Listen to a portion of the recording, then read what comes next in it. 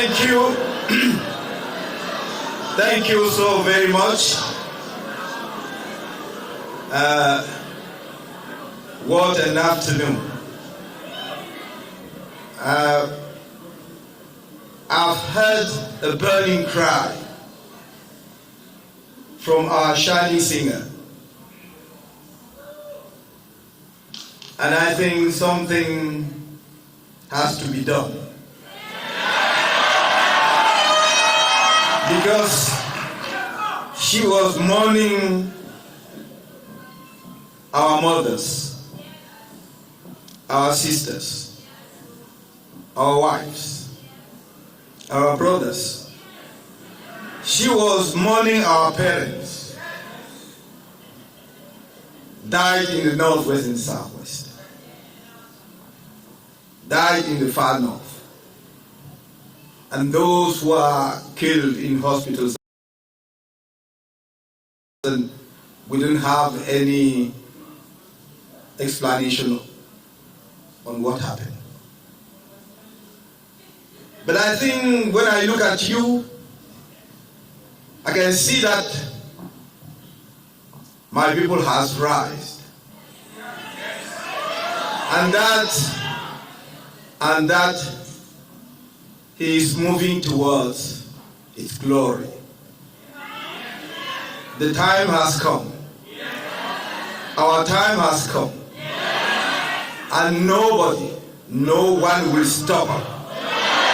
No one will stop us.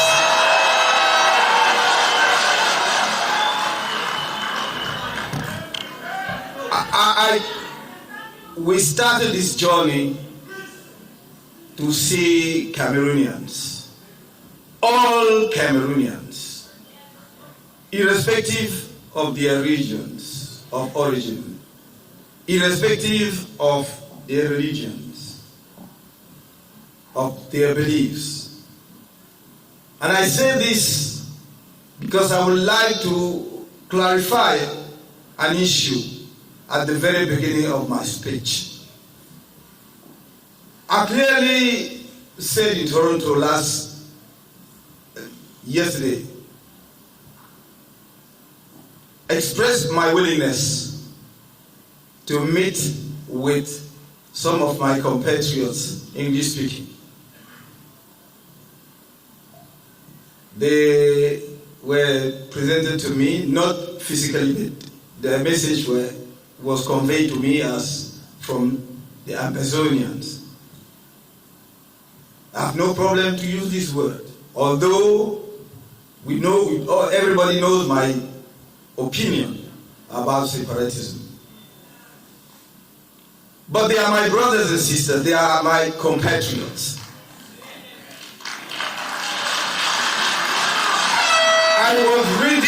I was ready to meet with them. I only say that I would not like to meet them with the flag of Ambazonia. I would not like to meet them with caps and other other indication of Ambazonia. Because my commitment is to the whole Cameroon. I want to maintain, to keep all parts of Cameroon together.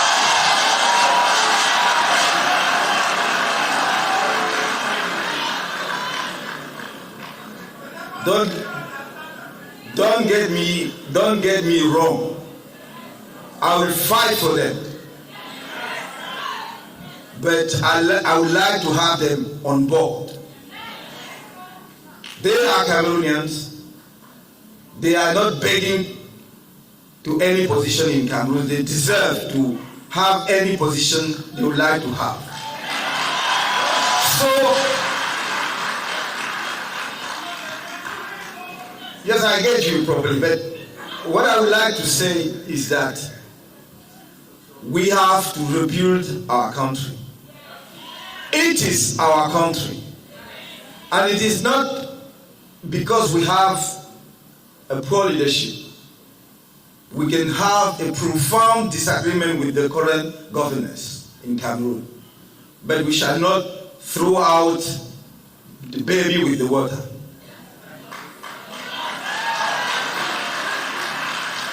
I'm here today, first of all, to express to you, to extend to you my heartfelt congratulations and gratitude for what we have been able to achieve, not only during the electoral campaign for the 2018 presidential election, but during our detention.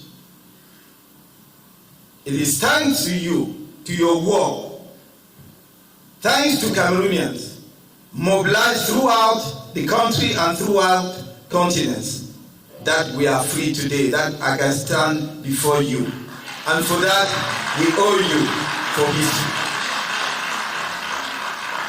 But as I'm speaking to you, I don't feel free at all.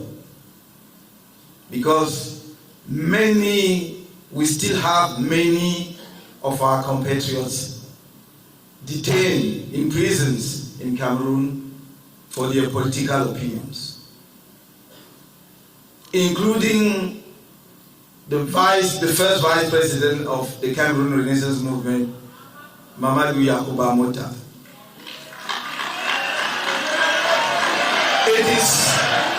It is an authentic hero of freedom and democracy in Cameroon. He was brutalized, severely tortured. I would like to also acknowledge here my fellow compatriots who were involved in the civil war ongoing in the Northwest and Southwest. I'm talking of Ayub Tabe Sisiku and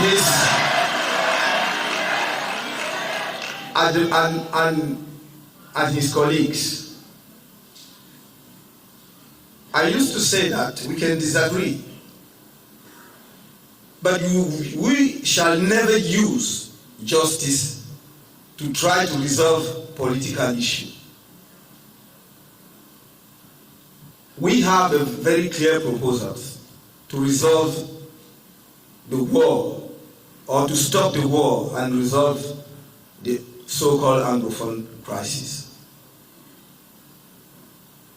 The first point is to release all the political prisoners, all the political prisoners, all those who are detained because they were involved in that crisis. Release all of them, including Ayub Tabe Sisiku, who is sentenced to life, he himself and his colleagues. Give them a chance to go back to see their families, to recover, to discuss among themselves, to put their minds together, to adopt probably their own position for the coming dialogue, because we have to dialogue. Give them a chance to go to their villages, what remains from their villages, or of their villages. Release all the political prisoners. Second point, negotiate a ceasefire with the armed groups. Not for the Cameroonian army to lay down its arms or to drop its arms, but for the armed groups to drop their arms in a secure environment. And for that, you need to withdraw from the Northwest and Southwest, the military. Leave policemen and jandarm, assure the security there. The third point is to set up an emergency plan. Not just to bring food to people there, but to rebuild homes. Because when you ask people to go back homes, to pull out from the forest and go back homes, where do they go? 400 or more villages have been burned down to ashes. Where will they go? And the fourth point is convey an inclusive dialogue, meaning that a dialogue which involves all the stakeholders, including the representative of the armed groups, those from the diaspora. Because if you pick and choose your own the people with whom you would like to dialogue, then you probably will achieve a solution, but that will not be respected by everyone, by all the stakeholders. That's why we insist on the fact that all the stakeholders should be around the table. To do what? To discuss basically the form of the state. We need to reform Cameroon deeply. It is quite clear, it is obvious today that the centralized state is not an answer to the ongoing crisis, multifaceted crisis in Cameroon. That's why we need to reform the state. And my own stand is very clear. It's federalism.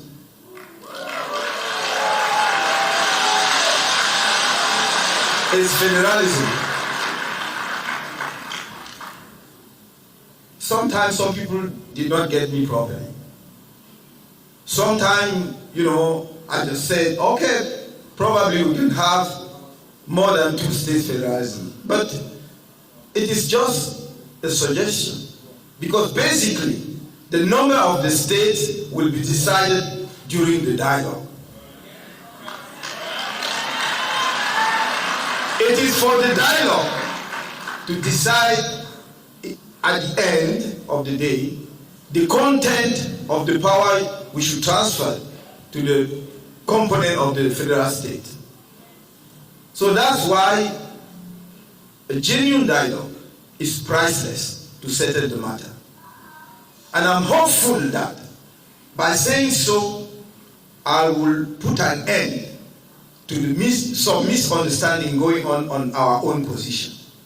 I hope I was clear enough for everybody to listen to understand that I am in favor of federalism, and the number of the state will be decided by the dialogue, inclusive dialogue.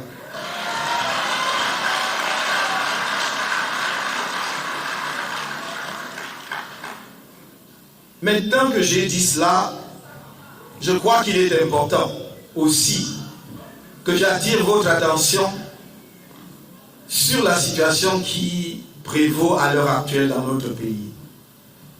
C'est une situation inacceptable. C'est une situation insoutenable. Inacceptable parce qu'au moment où nous parlons, on continue à tuer les Camerounais dans les régions du nord-ouest et du sud-ouest. Et pour moi, c'est un crève-cœur, comme on dit en français. C'est quelque chose d'insoutenable. C'est pénible parce qu'on n'aurait jamais dû en arriver là. Et maintenant qu'on en est arrivé là, pourquoi peut-on continuer à laisser que les Camerounais tirent sur les Camerounais?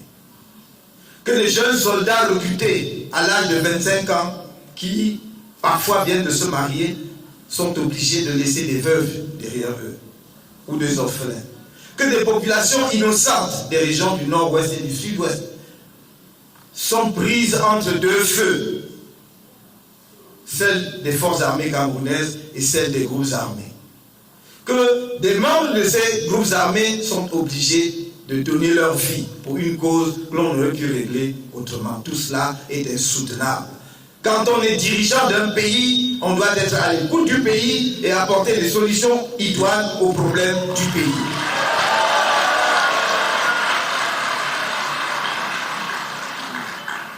J'avais pris l'engagement que si vous me faisiez l'honneur, si les Camerounais me faisaient l'honneur de me porter à la tête de notre pays, et ils l'ont fait, vous l'avez fait. Mon premier déplacement, mon tout premier déplacement aurait été dans les régions du nord-ouest et du sud-ouest. Pour porter un message de paix, de fraternité, pour rassurer mon peuple que je suis à côté d'eux et que je ne peux pas accepter que l'on transforme ces régions en des rivières de larmes et de sang. Ça suffit et nous ne pouvons pas continuer. Je suis obligé de vous le dire, venir vous le dire à Washington parce que je ne peux pas le dire ouvertement sur la place publique à Yaoundé, mon propre pays, parce que les manifestations publiques sont impossibles. Il vient un moment où on doit mettre un terme à tout cela. Le Cameroun n'appartient pas à une poignée d'individus qui décident ce qu'ils veulent quand ils veulent, sans tenir compte de la vie des autres.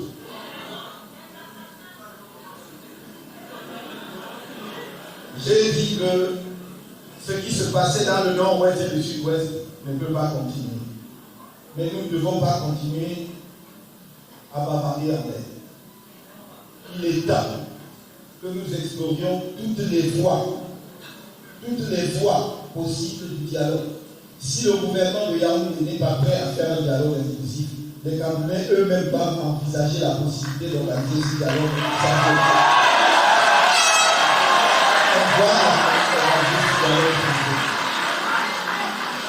parce que si nous arrivons à une solution, si nous organisons ce dialogue et que nous arrivons à une solution avec les acteurs, ceux qui contrôlent le terrain, ceux qui effectivement se battent, et je les comprends parce que ce sont des frustrations auxquelles on n'a pas apporté de réponses idoines qui ont amené l'escalade jusque là où nous sommes aujourd'hui. Je ne partage peut-être pas les objectifs de ceux qui veulent quitter l'État du Cameroun. Parce que, comme je l'ai dit tout à l'heure, on ne doit pas jeter l'enfant avec l'eau du bain. Si des Camerounais ont commis des erreurs, ça ne doit pas déterminer le sort de tout le Cameroun. Je dis donc que si nous parvenons à une solution, à l'issue d'une concertation, une solution à laquelle adhèrent les principaux acteurs sur le terrain, nous sommes en mesure de l'imposer au Cameroun. Nous sommes en mesure de l'imposer au Cameroun parce que nos populations demandent simplement à ce qu'on leur propose des solutions qui ramènent la paix dans notre pays. Je suis persuadé que si nous arrivons à une solution ainsi obtenue, aussi bien les francophones que les anglophones pourront accompagner la mise en œuvre. Je voudrais donc que nous y réfléchissions. Que notre sort ne soit plus simplement entre les mains des gens qui ont les oreilles bouchées. Je pense que nous ne pouvons pas abandonner notre sort à ceux qui définitivement ne sont plus là pour les populations camerounaises, mais uniquement pour eux-mêmes. Il est temps que nous réfléchissions à l'avenir de notre pays. Le Cameroun est un pays exceptionnel. Il est un pays exceptionnel parce que la géographie et l'histoire ont voulu que ce soit un pays exceptionnel. C'est un carrefour de tous les courants migratoires. Les gens sont partis de l'Égypte du Sud, de l'Égypte, du Soudan, pour finir au Cameroun. Ils sont partis du Fouta Djallon pour arriver au Cameroun. Ils ont remonté de l'Afrique du Sud, y compris du Congo, et ont atterri au Cameroun. C'est ça qui fait l'extraordinaire diversité et la richesse incomparable de ce pays. Nous ne devons laisser personne. Nous ne devons pas laisser des gens qui n'ont rien à offrir au Cameroun détruire cette exception africaine. Par le tribalisme, en insinuant entre nous le venin de la division, en essayant d'opposer les francophones aux francophones. J'ai l'outil de dire, si le petit peuple, comme on l'appelle, a compris mon message sur le tribalisme depuis des décennies et encore plus devant le Conseil constitutionnel, quand j'ai dit que j'aime les Camerounais au point où lorsque j'arrive dans une communauté, j'ai dit, mais est-ce qu'on passe un concours pour devenir membre de cette communauté? Si on passe le concours, dites-moi ce concours-là, je vais le passer. Si les populations ont compris, si les petites populations ont compris, et comme ministre du gouvernement, dit n'a pas compris, nous devons être inquiets sur la qualité de notre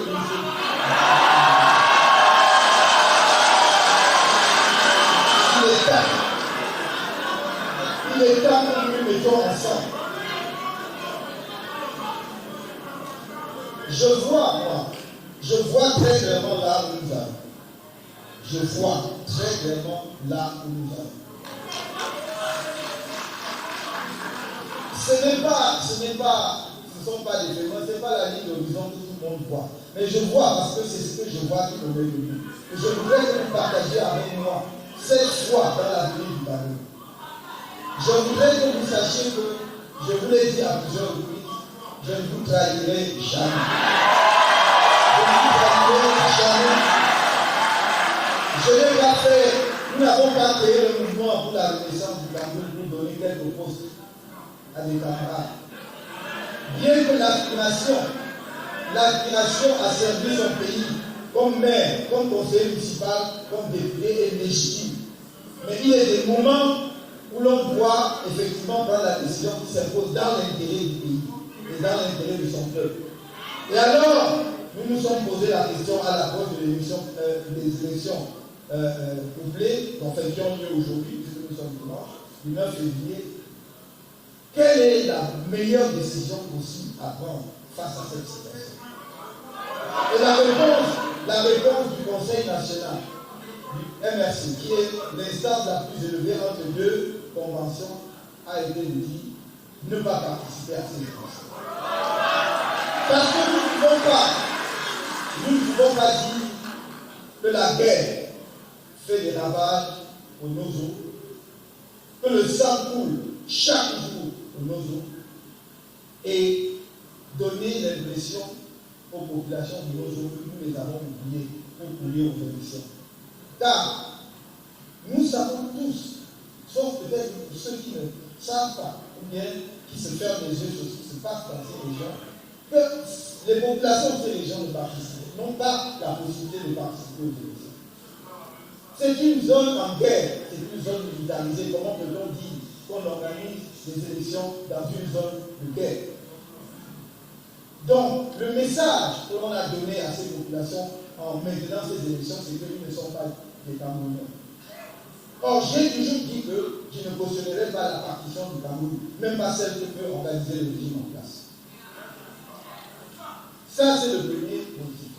Le deuxième motif, c'est que depuis 2013, nous avons dit que le code électoral actuellement en vigueur au Cameroun n'est pas bon. Il rend possible les fraudes électorales massives. Et nous sommes allés aux élections de 2013. À l'issue de cela, nous avons fait une proposition de modification du code électoral au gouvernement. Depuis la présidence jusqu'à toutes les instances impliquées dans l'organisation des élections. Et les Camerounais. Nous n'avons même jamais eu de réponse. En 2018, nous étions devant un choix, aller à l'élection présidentielle ou non. Nous avons pris la décision d'y aller pour deux raisons. La première, c'est qu'entre 2013 et 2018, nous avions travaillé le terrain. Nous avions quadrillé le terrain. Le parti qui gouverne au Cameroun faisait toujours pavaner, de balader seul, parce qu'il n'avait pas en face de lui des partis politiques implantés sur la forme du pays. Et le jour, écoutez-moi bien, le jour où nous avons envoyé à Yéta la liste de nos représentants dans tous les bureaux de vote, sauf au nord-ouest et au sud-ouest, parce qu'il y avait la guerre, dans toutes les autres 8 régions du Cameroun, nous avons envoyé la liste de nos représentants dans tous les bureaux de vote. Je crois que dès cet instant-là, ils ont vu le danger. Et c'est pourquoi ils ont chassé nos représentants des bureaux de vote, ils ont payé la maison. Malgré tout cela, les Camerounais nous ont fait confiance, ils nous ont donné la victoire. Mais le même code électoral avait un piège ultime, le fameux Conseil constitutionnel. Et vous avez vu, nous avons démontré devant le Conseil constitutionnel que sur les 58 procès-verbaux, départementaux que l'on cumule pour donner les résultats, 32 étaient de faux pays. 32 sur ces pratiques, correspondant à environ 1 800 000 voix, sur un total de 3,5 millions d'électeurs. Vous-même, vous pouvez faire. Comment peut-on dire, les parenthèses, qu'on va aller aux élections au Nozo, alors qu'en 2018, la tension n'était pas aussi élevée qu'aujourd'hui? Le gouvernement lui-même a dit que le taux de participation aux élections au nord-ouest était de 5%. 5%. Et dans le sud-ouest, environ 14%. Et alors que la guerre fait rage là-bas, on va vous sortir. Attendez le soir, dans 2 jours, vous allez avoir le taux de participation. Donc voilà la vérité. La deuxième raison qui disait, c'était que le code électoral était mauvais. Or, en dépit de tout cela, nous avons gagné les élections. Et vous avez vu que le Conseil constitutionnel constitutionnel, on a décidé autrement. Autrement dit, au Cameroun, vous pouvez gagner des élections dans les urnes, mais ne pas être le vainqueur. Nous avons donc dit, nous ne pouvons pas aller aux élections de 2020 parce que les mêmes causes vont produire les mêmes choses. Voilà les deux raisons pour lesquelles nous n'avons pas pris part aux élections.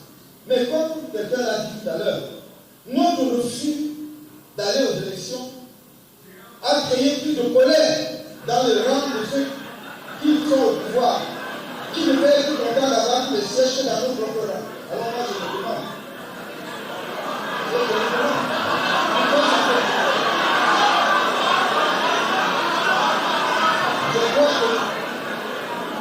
Je crois qu'il est important que vous compreniez cela. Pour bien comprendre, pour bien voir le sens de notre lutte et le chemin qui nous reste à parcourir. Nous avons choisi le changement par les urnes, dans la paix. On nous le reproche. Et je pose toujours la question à ceux qui nous reprochent d'avoir opté pour le changement dans la paix. Qu'est-ce que vous proposez?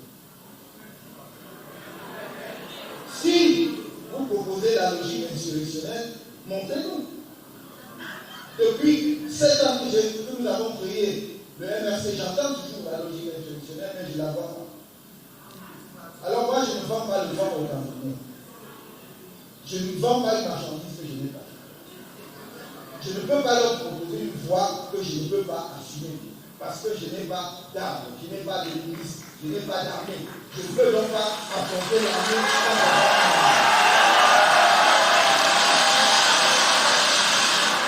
Je leur propose une voie qui est certes difficile, une voie qui est une voie de responsabilité, mais c'est une voie de responsabilité individuelle.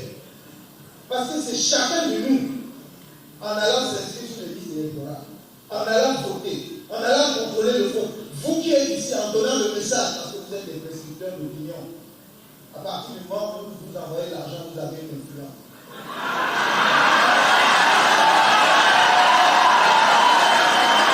Si nous procédons de cette façon-là, la victoire sera certaine au bout du processus électoral.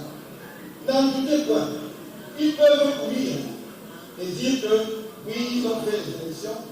Le MRC n'a pas dit pardon, le MRC est éliminé de la scène politique.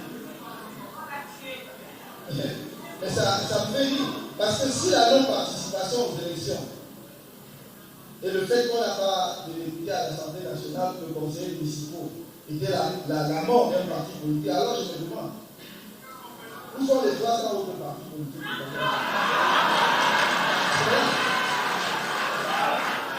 La solution, c'est dans le travail. Nous devons continuer à travailler sur le terrain, à sensibiliser les Camerounais, surtout à nous organiser.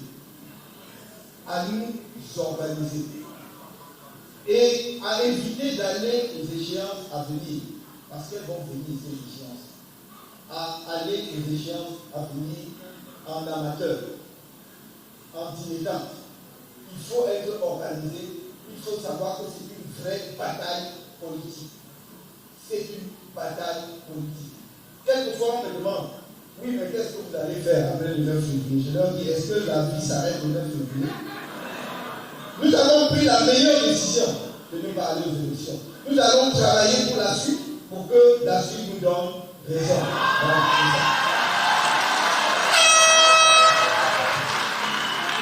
Voilà, il n'y aura pas de raccourci au Cameroun, de succession, de gré à gré, je ne sais pas. On devra consulter le peuple camerounais pour qu'il décide librement ses dirigeants. Nous n'accepterons pas qu'aucune nouvelle dictature s'installe pour les 50 prochaines années à venir. Ça, ce n'est pas possible. Et on va y travailler. Je voudrais dire ici à mes compatriotes anglophones que je leur tends la main. Je leur ouvre les bras pour que nous travaillions ensemble à trouver rapidement des moyens de mettre un terme aux souffrances de nos populations pour nous reconstruire notre pays. Ça dépend de nous et de personne d'autre. Et je sais que nous sommes suffisamment intelligents. Nous aimons suffisamment notre pays pour mettre nos esprits et nos cœurs ensemble pour trouver la meilleure solution.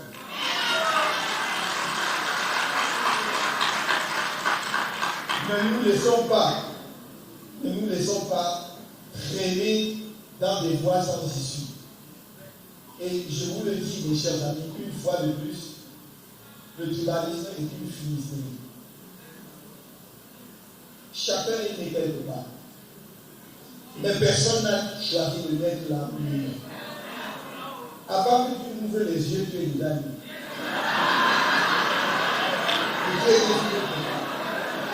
C'est normal. C'est normal d'avoir un attachement à ce quelque part. Mais ça ne doit pas être le facteur déterminant de ta propre vie. Sinon, tu ne serais pas aux États-Unis. Sinon, tu ne serais pas en Chine. Sinon, tu ne serais pas ailleurs. Cet attachement-là est un lien qui est tout à fait naturel et normal. Mais ça ne peut pas être le facteur qui détermine tes rapports à autrui. L'élément d'un complexe de supériorité ou d'infériorité. Je regarde en chacun de vous un être qui a droit à la dignité et qui a droit au respect. Droit à la dignité et droit au respect. Et cette dignité est due à tout être humain. Que personne ne nous trompe jamais. Quand je dis aux Camerounais, j'ai coutume de dire, j'aime les Camerounais.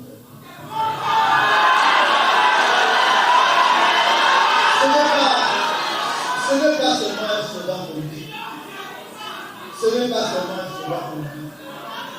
J'ai la chance d'être né dans un pays extraordinaire.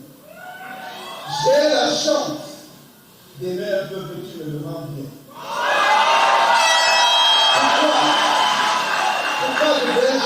Pourquoi devrais-je me plaindre?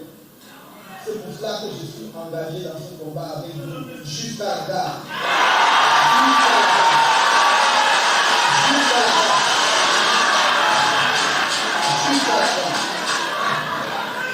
Et il y en a qui, parce que je sais qu'elle m'a dit, mais c'est pas si compliqué, je trouve mon numéro de téléphone comme ça. Et je reçois des messages quand on ne t'aime pas. Est-ce que je demande ton autorisation?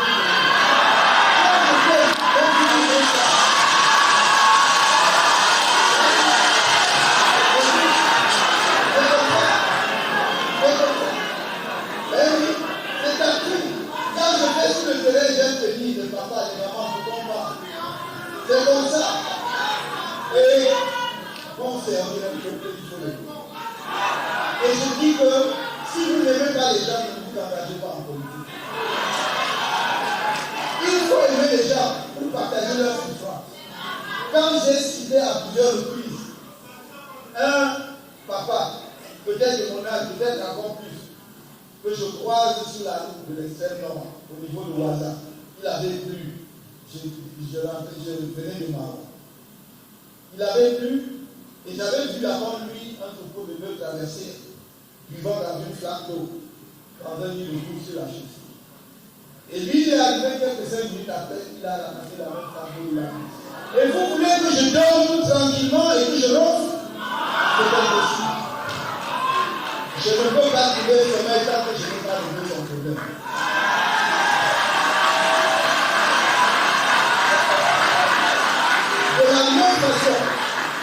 De la même façon, nous ne pouvons pas, et là je lance un appel à ceux qui ont la responsabilité des affaires du pays aujourd'hui.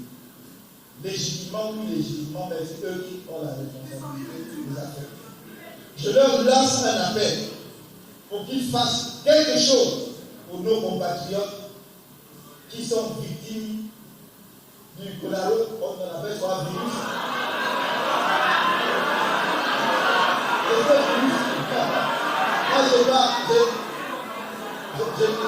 Je n'ai pas fait d'études de médecine, donc vous parlerez de pas d'études. Mais ce virus qui fait apparemment des victimes en Chine, et nous avons une colonie importante de Camerounais, et notamment d'étudiants, qui sont victimes de ce virus, de cette épidémie, et qui, pour l'instant, malheureusement, ne reçoivent aucune aide de notre pays. C'est une obligation juridique, c'est une obligation de droit international pour chaque gouvernement de protéger ses populations à l'étranger. C'est ce que l'on appelle la compétence personnelle. C'est-à-dire que votre citoyen, où qu'il soit, a le droit à votre protection.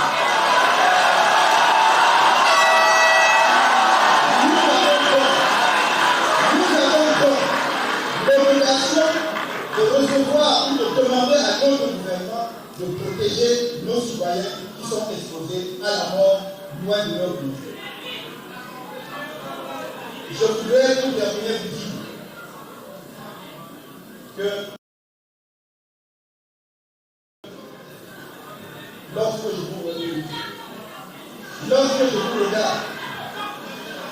je vous regarde, les Camerounais de l'étranger s'étaient applaudis à ce point de destin de leur pays.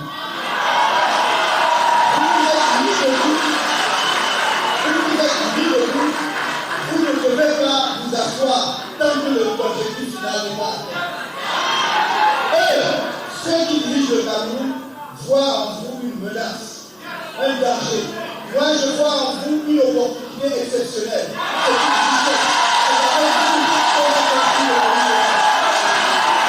pourquoi j'ai dit qu'il ne s'agit même plus demain, simplement de passer une législation sur la double nationalité. On va faire une loi sur la multiple nationalité.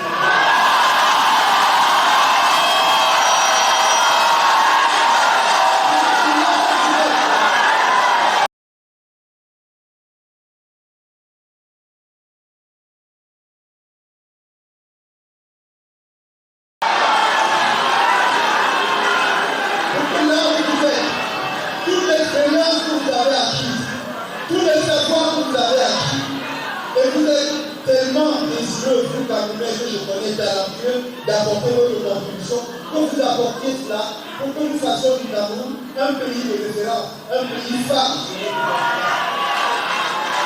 Je voudrais, pour terminer, dire que dans le même moment, on est un contrat de temps.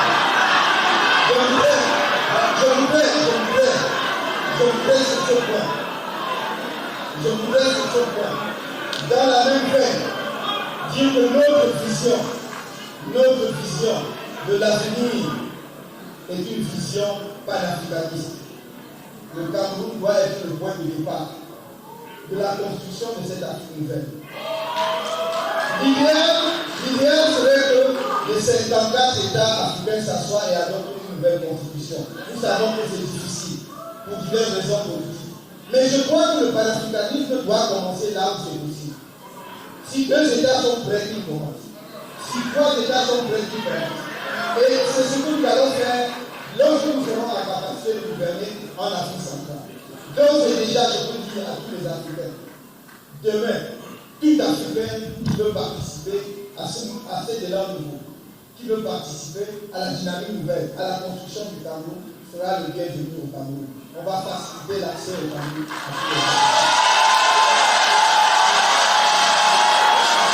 Mes chers amis, chers camarades, chers compatriotes, nous avons dépassé le temps qui nous était alloué. Je voudrais seulement vous dire que l'élan qui vous porte, que l'élan qui vous porte et qui me porte ne tombe pas.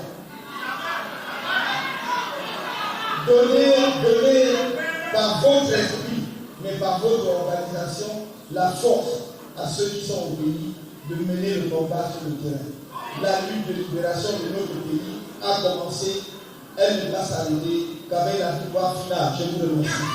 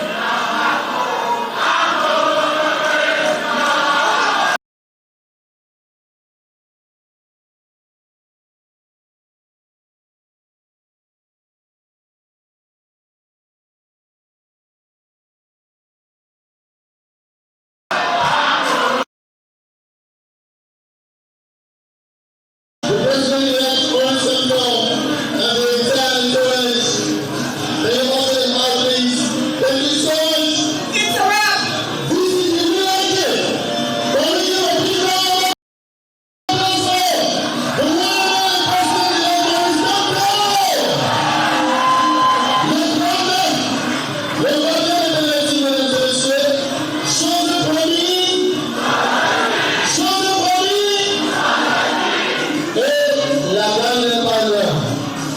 Thank you so much.